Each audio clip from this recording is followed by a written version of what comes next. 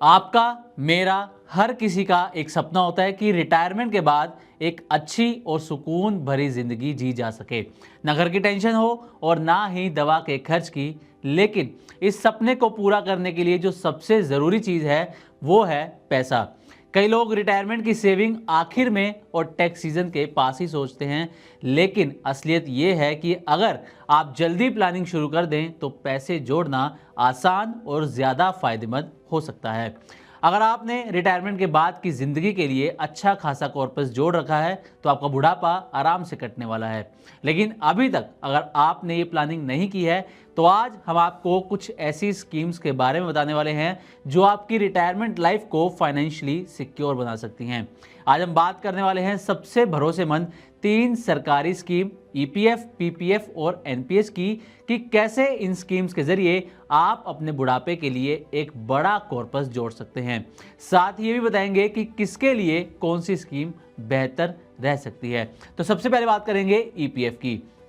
तो ईपीएफ क्या है, इसको पहले आप समझ लीजिए। ईपीएफ एक ऐसी स्कीम है जिसमें कर्मचारी की सैलरी का एक हिस्सा जमा हो जाता है। जब भी आपकी मंथली सैलरी आती है तो उसमें से एक हिस्सा अपने आप इसमें कट के जमा हो जाता है और कंपनी भी उतनी ही रकम ईपीएफ में जमा करती है।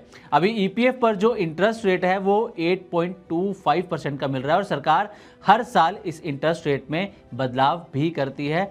रिटायरमेंट के वक्त पूरा पैसा और ब्याज दोनों मिलते हैं, लेकिन मान लीजिए कि आपको बीच में घर खरीदना है या कोई मेडिकल इमरजेंसी है तो आप पैसा निकाल सकते हैं। और अगर किसी की शादी है, मान लीजिए आपके बच्चों की किसी की शादी है, तो ऐसे मामलों में भी कुछ हिस्सा निकाला जा सकता है।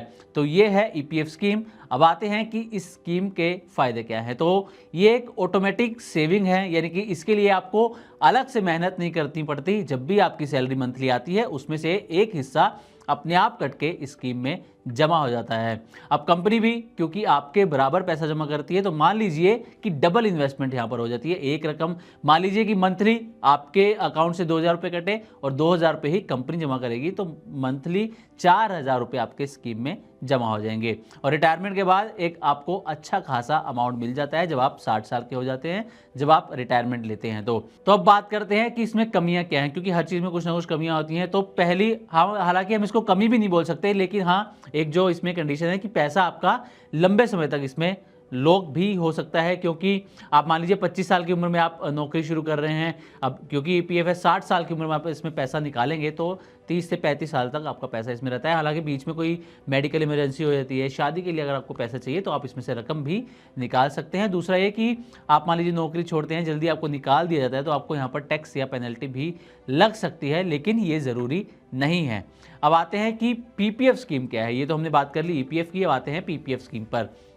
तो पीपीएफ एक ऐसी स्कीम है जिसमें अगर आपका खुद का बिजनेस है या आप नौकरी में हैं लेकिन अलग से और पैसा बचाना चाहते हैं, मान लीजिए आपका खुद का बिजनेस है तो आपका ईपीएफ नहीं होगा, और अगर आप नौकरी करते हैं तो आपका ईपीएफ होगा, लेकिन आप चाहते हैं कि अलग से एक और स्कीम में पैसा जमा किया जाए रिटायरमेंट के लिए, तो पीपीएफ आपके लिए एक अच्छा ऑप्शन हो सकता है। इसमें आप हर साल मिनिमम 500 रुपये इन्वेस्ट कर सकते हैं और मैक्सिमम 1.5 लाख रुपए तक आप यहाँ पर जमा कर सकते हैं। और इस स्कीम पर जो फिलहाल ब्याज मिल रहा है वो मिल रहा है 7.1% का, ये फिक्स ब्याज है यहाँ पर। और एक बात आपको ध्यान रहे कि पीपीएफ में जो लॉक इन पीरियड होता है वो 15 साल का होता है, यानी कि आप अगर मान लीजिए अभी इसमें पैसा जमा करते हैं तो वो 15 साल के लिए लॉक हो जाएगा। 15 साल बाद आप इसको एक्सटेंड भी करते हैं, लेकिन 5-5 साल के वो पैचेस में एक्सटेंड होगा, तो 15 साल इसका लॉक इन पीरियड रहता है। लेकिन एक कंडीशन है कि आप 7वें साल से कुछ हिस्सा इसमें से निकाल सकते हैं, लेकिन उसके लिए भी कुछ कंडीशंस हैं, तो आपको ये एक बार इसमें ज़रूर पढ़ना होगा। ब्याज और मैच्योरिटी अमाउंट, इसमें आपको बेनिफिट ये मिलता है कि जो आपका ब्याज होगा और जो मैच्योरिटी अमाउंट मिलेगा 15 साल की मैच्योरिटी के बाद, वो पूरी तरह से टैक्स फ्री होगा। आपको इस पर किसी तरीके का कोई टैक्स चुकाने की ज़रूरत नहीं होगी। अब आते हैं कि पीपीएफ के फ़ायदे क्या हैं। तो पीपीएफ क्योंकि गवर्नमेंट बैक्ड स्कीम है तो 100% सेफ है और सरकार की गारंटी तो इसमें मिलती ही है। अगला जो फ़ायदा है वो ये कि टैक्स की भी यहाँ पर बचत होती है। जैसा कि अभी हमने आपको बताया कि ब्याज पर जो आपको ब्याज मिल रहा है और जो मैच्योरिटी पर पूरी रकम मिल रही है वो पूरी तरह से टैक्स फ्री होती है और लंबे समय में इसमें आपका ठीक ठाक कॉर्पस बन सकता है। और सेफ रिटर्न है, इसलिए आपको घबराने की भी ज़रूरत नहीं है, चाहे मार्केट गिरे या उठे, इसमें आपको एक फिक्स रिटर्न मिलेगा, इसलिए लंबे समय में अच्छा खासा कॉर्पस आप यहाँ पर बना सकते हैं। अब पीपीएफ की कमियां जान लेते हैं। तो पीपीएफ में 15 साल तक पूरा पैसा आप नहीं निकाल सकते, ये इसका लॉक इन पीरियड है।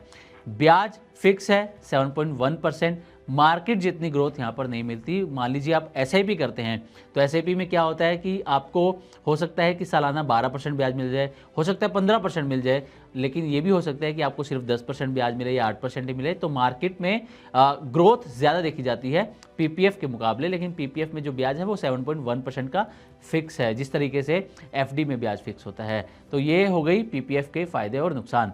अब आते हैं एनपीएस में निवेश करना कैसा रहेगा। तो एनपीएस के भी फायदे और नुकसान बताएंगे, लेकिन एनपीएस को एक बार समझ लीजिए।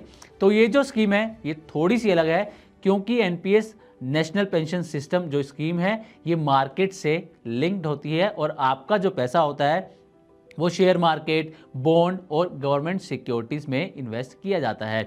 इस स्कीम का जो रिटर्न है वो फिक्स नहीं होता, क्योंकि ये मार्केट लिंक्ड स्कीम है, इसलिए इसका रिटर्न फिक्स नहीं होता। लेकिन एक अनुमान के मुताबिक लंबे समय में, लॉन्ग टर्म में, आप यहाँ पर 8 से 12% तक का रिटर्न सालाना कमा सकते हैं। लेकिन इसमें एक कंडीशन ये भी है कि रिटायरमेंट के बाद आप जो टोटल आपका कॉर्पस बनेगा उसमें से 60% जो रकम होगी वो आप टैक्स फ्री लम सम निकाल सकते हैं, लेकिन जो बाकी 40% हिस्सा होगा वो एन्युटी में जाएगा, जिससे आपको हर महीने पेंशन मिलती रहेगी। लेकिन आपको इसमें भी बता दें कि सरकार एक नए नियम पर भी विचार कर रही है। एक प्रपोजल है कि जो रिटायरमेंट के बाद पैसा, फिलहाल हम जो 60% टैक्स फ्री निकाल सकते हैं लमसम, उसकी लिमिट को बढ़ाकर 80% किया जा सकता है। फिलहाल इस पर विचार चल रहा है, और जो बाकी 20% होगा वो हिस्सा आपका एन्युटी में जाएगा, जिससे आपको पेंशन मिलेगी। लेकिन फिलहाल क्योंकि मामला ये जो नया प्रपोजल है विचाराधीन है, तो अब इसमें सरकार का क्या रुख रहता है, क्या सरकार की तरफ से अनाउंसमेंट आती है, इसका इंतजार रहेगा। अब आते हैं कि एनपीएस के फायदे क्या हैं। तो आपको बता दें कि लंबे समय में ज़्यादा रिटर्न की संभावना है। जैसे ईपीएफ में 8.25% का फिक्स ब्याज है, हालांकि हर साल उसमें सरकार रिव्यू करती है, लेकिन 8.25% का ब्याज वहाँ पर फिक्स है। पीपीएफ में 7.1% का ब्याज फिक्स है, लेकिन एनपीएस में रिटर्न फिक्स नहीं है। इसलिए लॉन्ग टर्म में, क्योंकि मार्केट लिंक्ड है, तो लॉन्ग टर्म में यहाँ पर आपको ज़्यादा रिटर्न मिलने की संभावना है। साथ ही सेक्शन 80 सीसीडी के तहत आपको यहाँ पर टैक्स छूट भी मिलती है, और सबसे खास बात कि आप छोटी रकम से शुरुआत इसमें कर सकते हैं। ये रकम 500 रुपये भी हो सकती है, 1000 रुपये भी हो सकती है। तो ये इसके फायदे हैं। अब आते हैं कि एनपीएस में कमियां क्या हैं। तो क्योंकि मार्केट लिंक स्कीम है, इसलिए मार्केट गिरा तो रिटर्न भी प्रभावित हो सकते हैं, रिटर्न भी आपका कम हो सकता है। 40% जो इसका हिस्सा है आप नहीं निकाल सकते, क्योंकि वो हिस्सा आपको एन्युटी में देना होगा, उससे आपको हर महीने पेंशन यहाँ पर मिलती रहेगी। तो ये थी 3 स्कीम, ईपीएफ, पीपीएफ और एनपीएस की किसमें क्या फ़ायदे हैं, क्या नुकसान है और स्कीम कैसे काम करती है। अब आते हैं कि कौन सा ऑप्शन बेहतर है, यानी कि ईपीएफ बेहतर है, पीपीएफ में निवेश करना बेहतर है या फिर एनपीएस में।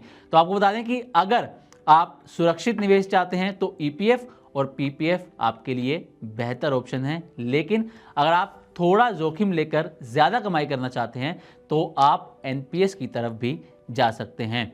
तो असल में तीनों को मिलाकर निवेश करना सबसे समझदारी भरा यहाँ पर तरीका जो हमें यहाँ पर नज़र आ रहा है वो ये कि तीनों को मिलाकर निवेश किया जाए।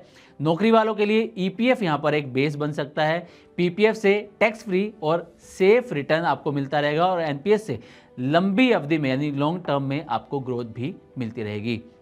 तो कुल मिलाकर रिटायरमेंट प्लानिंग हर उस इंसान का काम है जो कमाना शुरू कर चुका है। जैसे मान लीजिए आपने 25 साल की उम्र में नौकरी शुरू करी, तो आपने नौकरी की शुरुआत के साथ ही हर महीने 2000 रुपये की सेविंग करना शुरू कर दिया, निवेश करना शुरू कर दिया। तो 60 साल की उम्र तक आप कंपाउंडिंग की वजह से कई लाख रुपए का यहाँ पर फंड बना सकते हैं। लेकिन वहीं अगर आप ये काम 40 की उम्र में शुरू करते हैं तो वही जो आपका पैसा 20 या 25 साल की उम्र की शुरुआत के बाद जो बन रहा था उसके आधा पैसा यहाँ पर आपका बनेगा, अगर आप 40 साल की उम्र में इसकी शुरुआत करते हैं। इसलिए समय ही सबसे बड़ा यहाँ पर फॉर्मूला बनता हुआ नजर आ रहा है। लेकिन बस आपको याद रखना है कि ईपीएफ से ऑटोमेटिक बचत होती है, पीपीएफ से सेफ रिटर्न मिलता है और टैक्स छूट भी मिलती है, एनपीएस से लॉन्ग टर्म में ग्रोथ आती है, और तीनों को बैलेंस करके चलेंगे तो रिटायरमेंट में पैसा और सुकून दोनों मिलेंगे। बस ध्यान रहे कि आप सेविंग जितनी जल्दी शुरू करेंगे, आपकी रिटायरमेंट उतनी ही आरामदायक होगी। तो उम्मीद करते हैं कि हमारी तरफ से इन तीनों स्कीम्स पर जो जानकारी दी गई है वो आपको अच्छी लगी होगी। इसी तरह की और भी वीडियोस के लिए देखते रहे मनी 9 और सब्सक्राइब करें मनी 9 का यूट्यूब चैनल।